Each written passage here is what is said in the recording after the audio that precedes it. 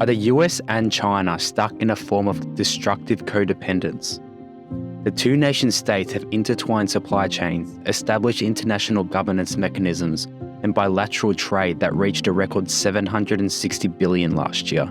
The two countries have been caught up in a trade wars and the current semiconductor decoupling. However, more concerning is the recent military aggression that the two states have been involved in. The US have shot down 4 balloons over North America in the past couple weeks. This has raised increased tensions between the countries, with the Foreign Minister of China recently stating that the US had entered Chinese airspace 10 times in the past year.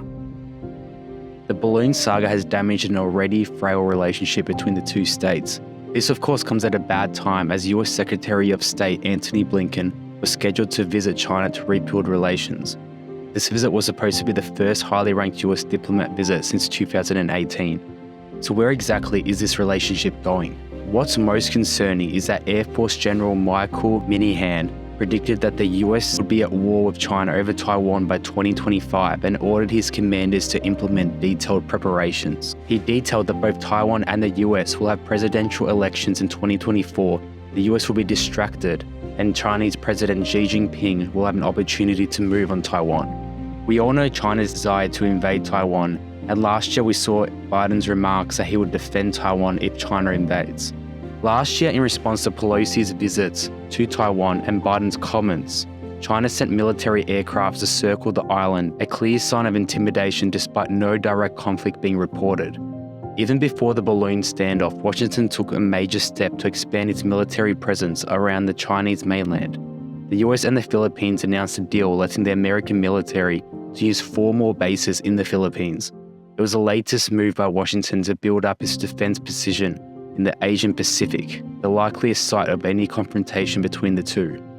But despite this, how dangerous is China really? China, of course, has an authoritarian government which affords its citizens few civil and political rights and exercises its complete control through sprawling one-party rule, oppression of civil society, systems of surveillance, and of course propaganda that has grown increasingly sophisticated under President Xi.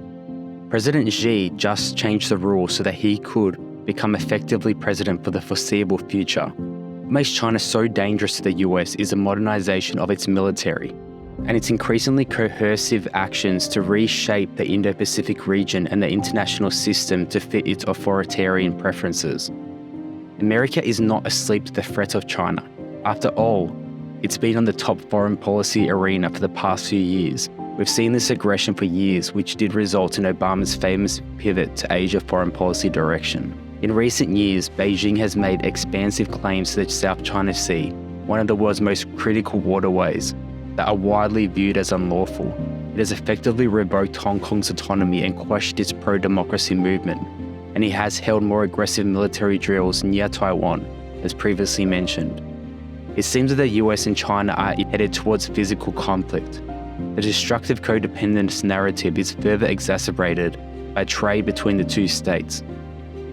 Trade between the US and China is on track to break records, a signal of resilient links between the world's two economies amid the heated national security rhetoric in Washington and fears of decoupling. US government data for November suggests that imports and exports in 2022 will add up to an all-time high, or at least very close. There are some caveats. Trade slowed towards the end of the year as US import demand cooled and China struggled to manage its COVID restrictions. And the trade data didn't adjust for inflation, which means higher dollar figures may not translate to more goods shipped. Still, they're striking numbers in an era when tough on China is what everyone wants in Washington. They illustrate just how deeply intertwined the two economies remain, even as the US aims to hold back China's advance and Beijing seeks to counter Washington's global influence. Many US companies have slowed new investments to China. For many, the risk-reward calculations has tilted against continuing to operate in China. Businesses are worried about the growth outlook for China itself, as well as the rising geopolitical tensions, and of course the major lockdowns that we just recently saw. Chinese investments in the US has slowed dramatically since a surge in the mid-2010s. Still, there are plenty of large companies with big capital investments in China that are showing signs of staying there for the long haul, and plenty of global firms willing to keep plowing money in. Another very concerning point of view for the US is the rate at which China is buying up US farmland. According to USDA, Chinese ownership of US farmland increased from 81 million in 2010 to 1.8 billion in 2020. And reports are showing that Chinese investors are buying farmland near military bases and other critical US infrastructure. As of December 2020, Chinese investors owed 352,140 acres, just less than 1% of all foreign-held farmland, according to the USDA. Although that may not sound like a lot, it is up from 13,720 acres owned by Chinese investors in 2010.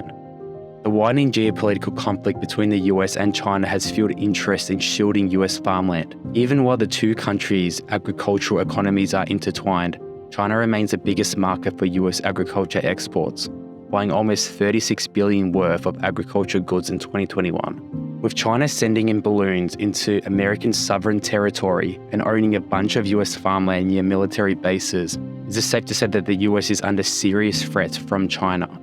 Very silently, America could very well be. Even recently, a Chinese national attempted to conspire to steal US agricultural technology. Is there any hope of de-escalation, or are we headed towards inevitable conflict? Many foreign policy experts are divided to when it comes to China and the future.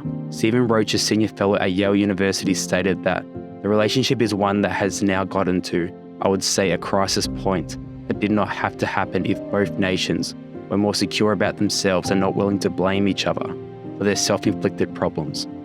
There is no doubt that the US-China relationship has become more fragile.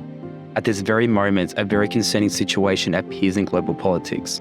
The US and China are so intertwined economically while appearing as enemies militarily. Hence, this could result in a really dangerous path toward conflict.